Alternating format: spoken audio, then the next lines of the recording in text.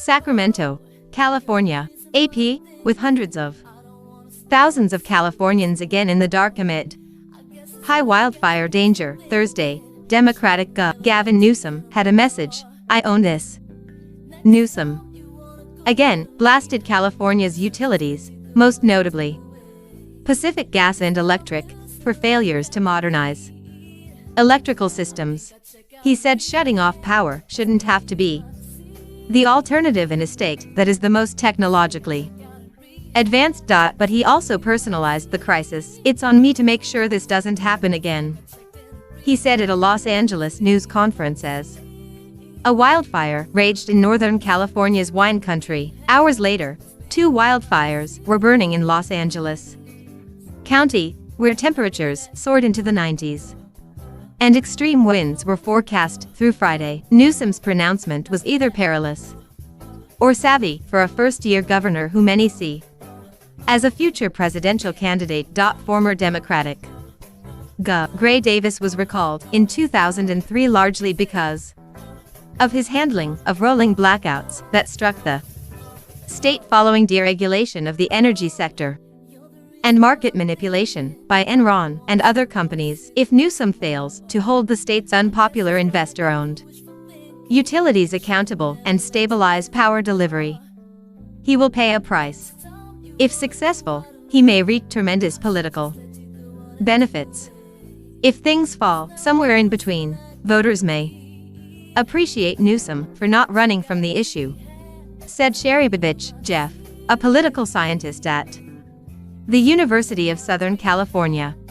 "There's a risk involved in either, but I think probably that the risk is more harmful if he didn't go out and take control of the responsibility for the solving this problem," she said.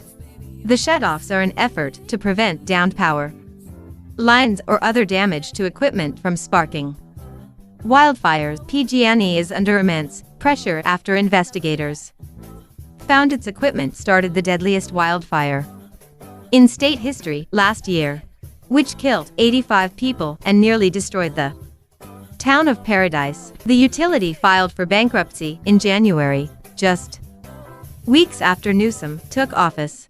He quickly made wildfire prevention a priority, visiting the Sierra Nevada foothills to tout planned investments in fire detection technology and firefighting equipment. His budget included $75 million to help counties with blackouts, and he redirected National Guard troops from work on the border with Mexico to assist with fire prevention efforts.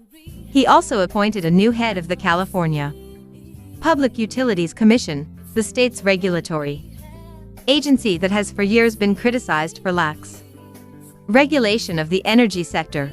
But in early October, the biggest planned blackout in state history occurred, with PG&E shutting off power for roughly 2 million people in their northern California coverage area, angering and frustrating customers. Some Republicans were quick to point fingers at Newsom, who even while taking ownership of the latest power outages, continued touting the state's economic successes, including record low unemployment, and bashing the power companies. That utilities can't keep the damn lights on is fundamentally unacceptable and people should be outraged by that, he said. Facing blackouts in 2001, California voters directed their outrage at Davis.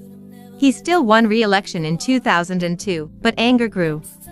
And so did a state budget deficit, and he was recalled the following year and replaced by Arnold Schwarzenegger, a Republican. "The situations are apples and oranges," Davis said, but he praised Newsom for taking charge. "It's clearly the right thing to do," Davis said, adding he's been informally in touch with Newsom on the state's wildfire issues. "I give him a lot of credit for taking ownership of a challenging issue."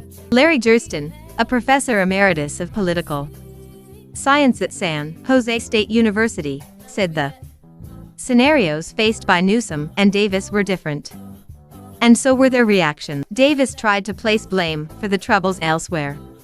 He said Newsom's owning it, and Gray Davis was giving it away, he said. A big question for Newsom, Jurston said, is whether he'll move for a public takeover of PG&E. He hasn't done that, but has indicated the country's largest utility may need to be broken up. He also has urged the utility to compensate customers for the blackouts with credits or rebates of $100 to $250.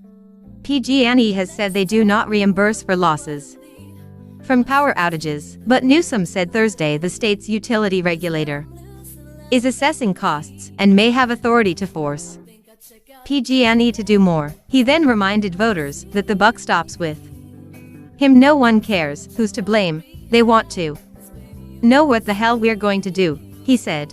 And you know the person that's accountable for doing that? The person that took the oath of office 9 months ago.